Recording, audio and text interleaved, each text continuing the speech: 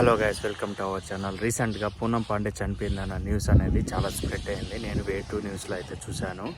కానీ ఆమె రీసెంట్గా ఒక పోస్ట్ అయితే పెట్టింది. నేనైతే ఏం చనిపోలేదు, నేను బ్రతికే ఉన్నాను. సర్వైకల్ క్యాన్సర్ గురించి ఈ విధంగా మహిళలకు తెలియడానికి నేను ఇలా చేశాను.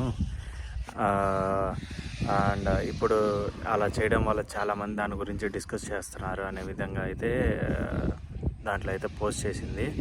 అండ్ ఈ వీడియో కానీ మీకు ఏదన్నా నచ్చకనే ఉంటే ఐఎమ్ వెరీ సారీ అని కూడా పోస్ట్ చేసింది ఆ వీడియోలో అయితే. అదే రీసెంట్గా అయితే ఇన్స్టాగ్రామ్లో అయితే ఈ విధంగా వీడియో అయితే పెట్టింది.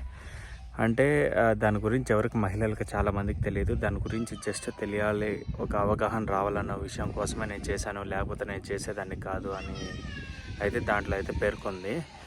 అండ్ ఈ వీడియో చూసి చాలామంది అయితే మండిపడుతున్నారు. ఒక చనిపోయిందని చెప్పడం కరెక్ట్ కాదు కదా, అట్లీస్ట్ ఏం మాట్లాడతాం అనే విధంగా చాలామంది జస్ట్ షాక్లో ఉన్నారు.